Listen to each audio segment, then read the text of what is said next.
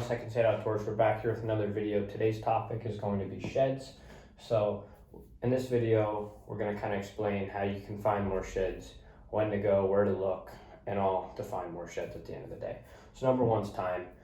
So right now it's early January when we're filming this. Typically, it depends on your area. If you know your deer, I like to wait till late February, early March, because then I know 100% the deer drop. Now this year we are having a little bit of a harsher winter than usual, so the deer might drop a little earlier. It just all depends on genetics, how cold the winter is, how good nutrition they have, if they need to shed those antlers early to conserve the energy to make it towards their bodies besides their horns. All those things matter.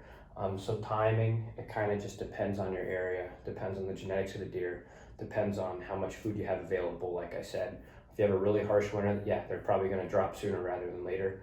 Just because of the cold, etc. You know, if there's snow on the ground, all that stress for a deer. So the more stress, the more likely they are to shed their antlers. Number two is location. So typically you want to focus on wherever the sun hits it. You got to think, if you were a deer and it was cold out, would you want to lay on a cold side hill or a sunny side hill? The sunny side hill, which is typically south facing. Everyone has pretty much had majority success on south facing slopes. Now, you want to focus on south facing slopes, but you also want to focus on your other key areas. That could be bedding, food sources, etc. If you know, yeah, they're bedding up here and the food's here, maybe focus on that travel area too. Focus on creek crossings, anywhere where they might lunge for their head to get to the other side or something like that. Anywhere where they might jaw their head, that might jaw a antler loose. So you got to be mindful of that, got to know your ground.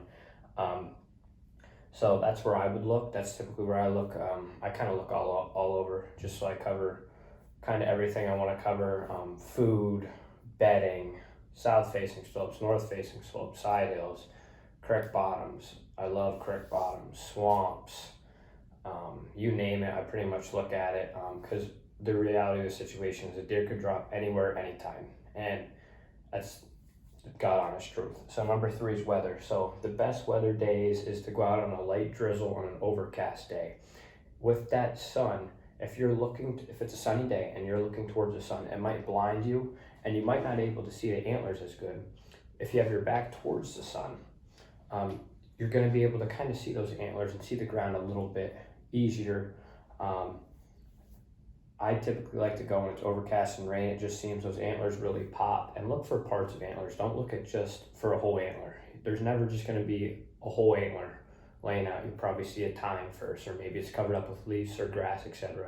So just look for everything that makes up an antler. And then number four, I say know your stuff. What I mean by that is know where you're walking, know where the deer feed, know where they bed. Know, maybe those areas where they might lunge their head. Kind of know where they're at in the winter time, or their buck's holding there, or their buck's not holding there. All that matters. And let's say public land.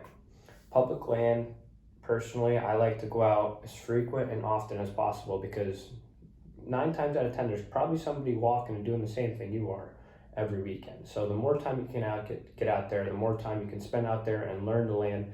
Let's say it's a spot you've never been before, then you have nothing to lose. You bump a deer, so what? Oh well. Hunt season's over, it doesn't matter. It's not like you're affecting anybody else's hunt, stuff like that.